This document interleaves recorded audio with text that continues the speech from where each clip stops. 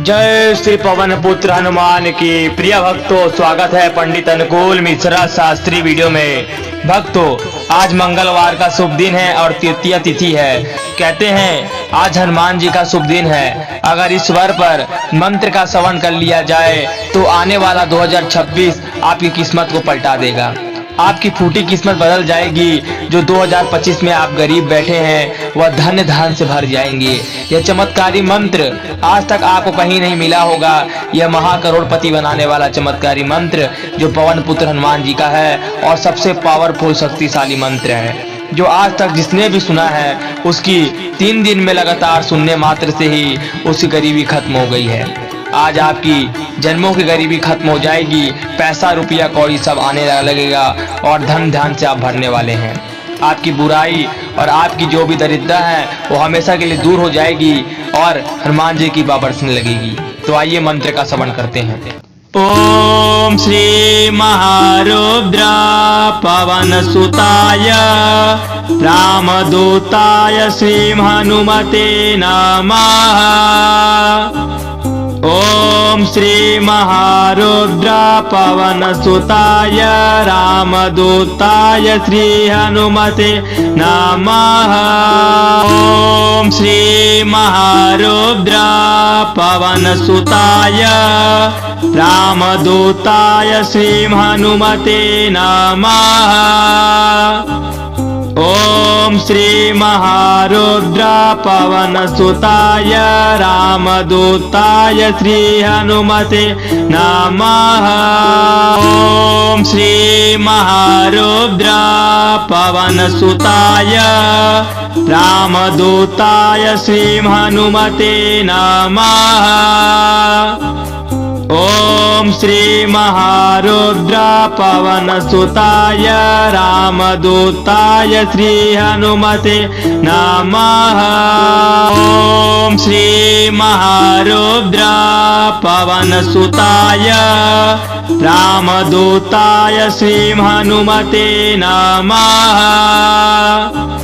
ओम श्री महारुद्र पवन सुताय रामदूताय श्री हनुमते नमः।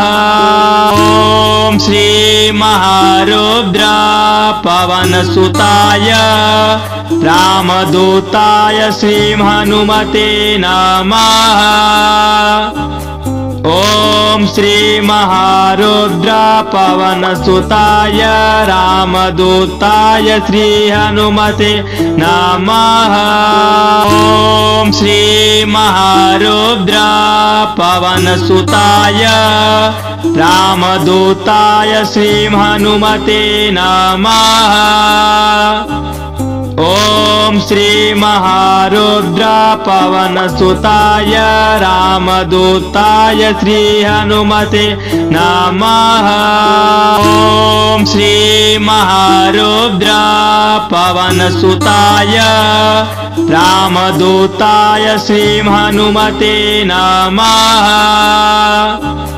ओम श्री महारुद्र पवन सुताय रामदूताय श्री हनुमते नमः।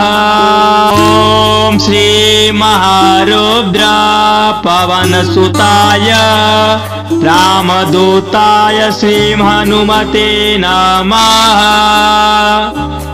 ओम श्री महारुद्र पवन सुताय रामदूताय श्री हनुमते नमः।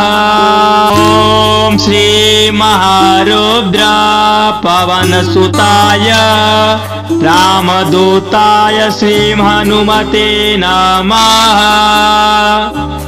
ओम श्री महारुद्र पवन सुताय रामदूताय श्री हनुमते नमः। ओम श्री महारुद्र पवन सुताय रामदूताय श्री हनुमते नमः। ओम श्री महारुद्र पवनसुताय रामदूताय श्री हनुमते नमः। ओम श्री महारुद्र पवनसुताय रामदूताय श्री हनुमते नमः। ओम श्री महारुद्र पवनसुताय रामदूताय श्री हनुमते नमः।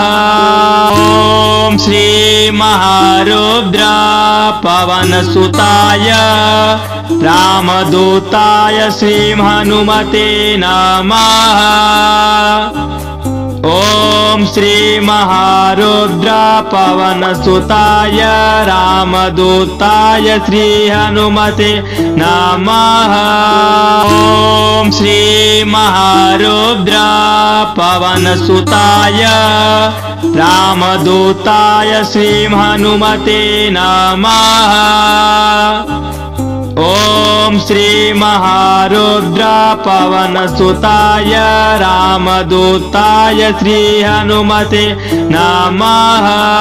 ओम श्री महारुद्र पवनसुताय रामदूताय श्री हनुमते नमः। ओम श्री महारुद्र पवनसुताय रामदूताय श्री हनुमते नमः। ओम श्री महारुद्र पवनसुताय रामदूताय श्री हनुमते नमः। ओम श्री महारुद्र पवनसुताय रामदूताय श्री हनुमते नमः। ओम श्री महारुद्र पवनसुताय रामदूताय श्री हनुमते नमः। ओम श्री महारुद्र पवनसुताय रामदूताय श्री हनुमते नमः। ओम श्री महारुद्र पवनसुताय रामदूताय श्री हनुमते नमः।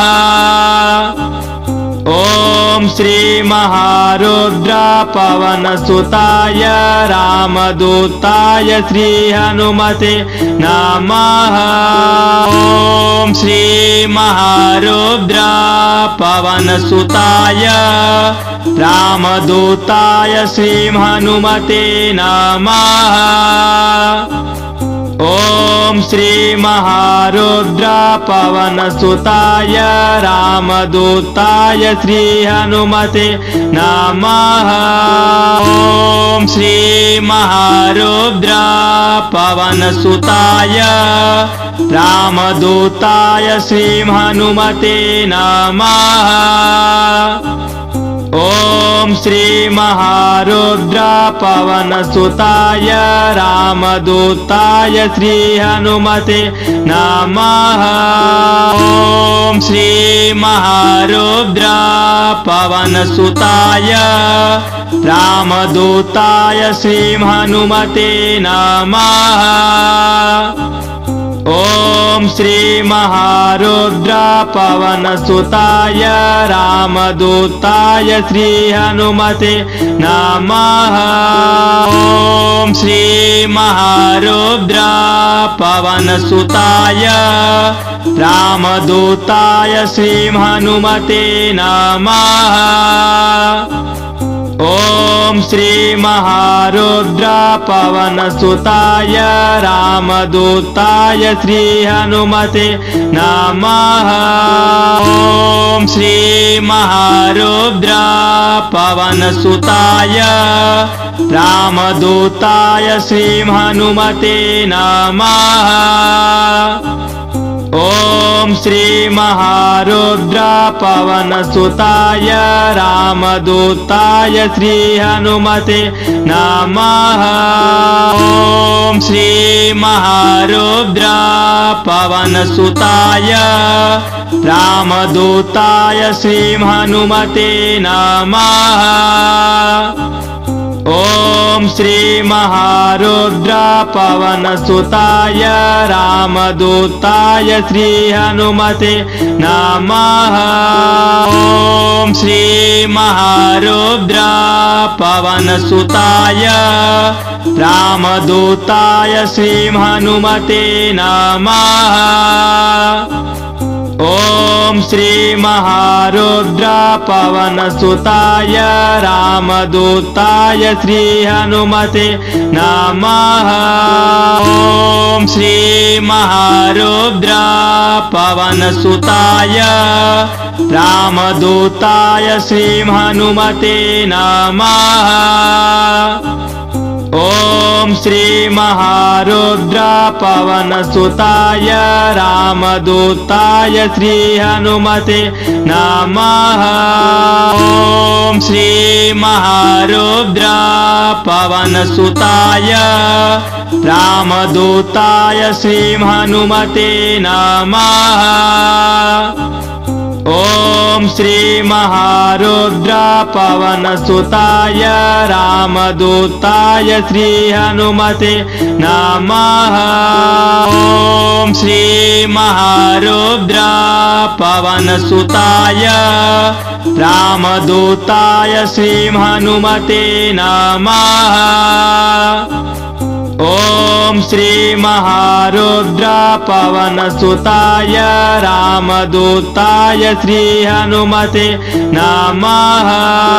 ओम श्री महारुद्र पवन सुताय रामदूताय श्री हनुमते नमः।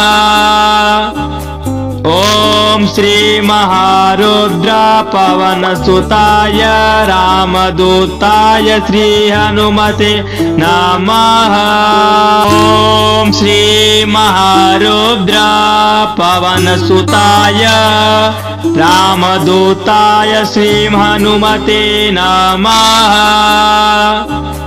ओम श्री महारुद्र पवन सुताय रामदूताय श्री हनुमते नमः। अगर वीडियो अच्छी लगी तो वीडियो को लाइक कमेंट शेयर सब्सक्राइब जरूर कर ले और बेल आइकन दबा दे और हमारे चैनल को सपोर्ट करें।